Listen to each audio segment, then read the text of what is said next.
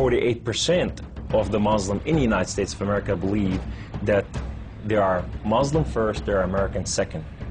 Our purpose is to change this culture because they're infidel, and what they're doing is not pleasing to Allah, and we are the soldier of Allah who will make them do it. Kamal Saleem was born in Lebanon to a devout Muslim family. As early as 4 years old, he remembers sitting at the kitchen table while his mother taught him about the Quran and his duty to Allah and jihad. From my childhood, my mom said, one day you'll be a martyr, my son. You will die for the sake of Allah and you will exalt Islam. She said, if you kill a Jew, my son, your hand will light up before the throne of Allah, and the host of heaven will celebrate what you have done. Kamal was 7 when his parents sent him to Muslim training camps to learn to use weapons and engage and kill the enemy. The boys were also taught another, more subtle form of warfare. We were training for what's called culture jihad, which is shifting cultures. Culture jihad is, it's unlike the sword, unlike the rifle, it is the jihad that will come into your world. By his 20s, Kamal was chosen to wage cultural jihad on America. In Islam, liberty, freedom, monarchy, all these are idols, and these must be brought down. So the liberty that you have in the United States of America, it's anti-Islam. You know, so America must be changed. So I moved to the Bible Belt specifically. The Bible Belt was the strongest of strongest. That's where the stout Christians are. And I want to take on the best of the best because I considered myself as a sword of Islam.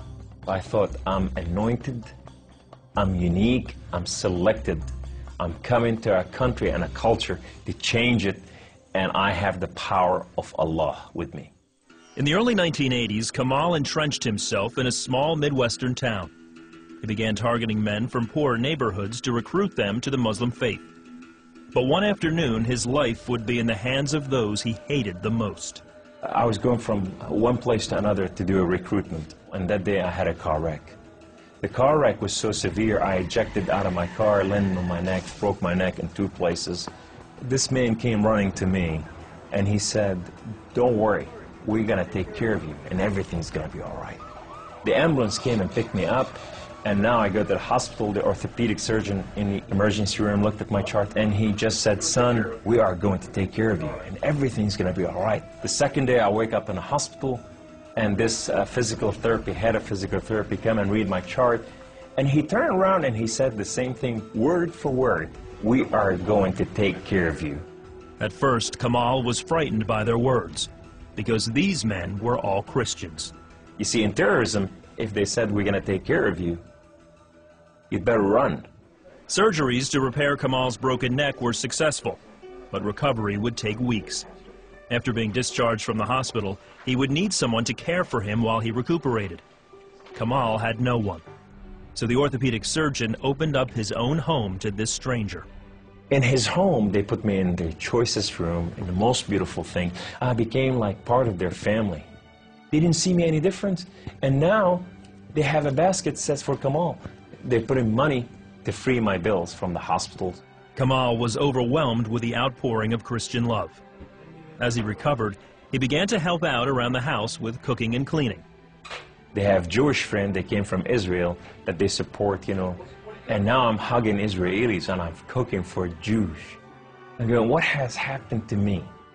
When Kamal was able to take care of himself and return to his apartment, the doctor had another surprise for him.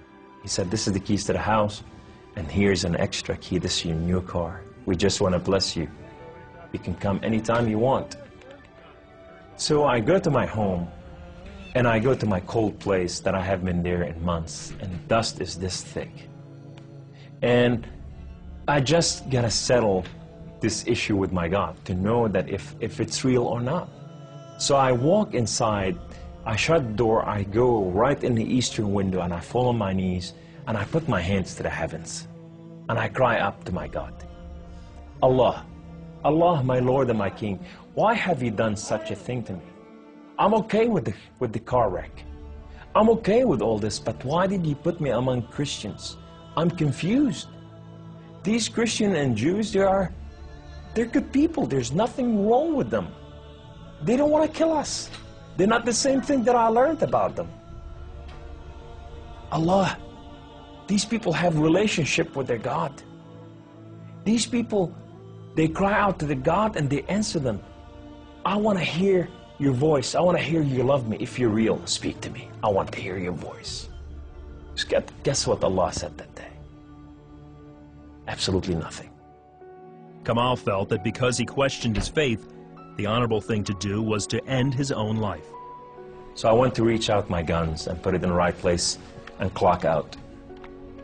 I heard the voice. The voice knew me by name.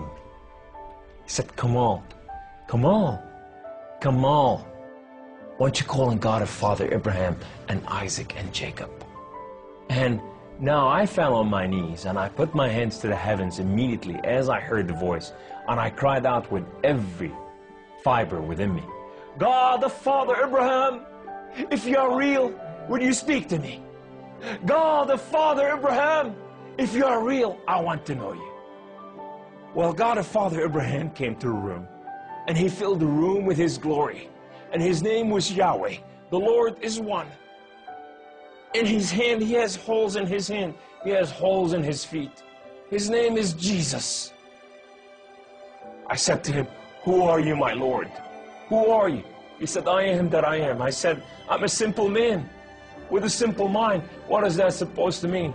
He said, I am the Alpha, I am the Omega, I am the beginning, I am the end, I am everything that is in between. I have known you before I formed the foundation of the earth. I have loved you before I formed you in your mother womb.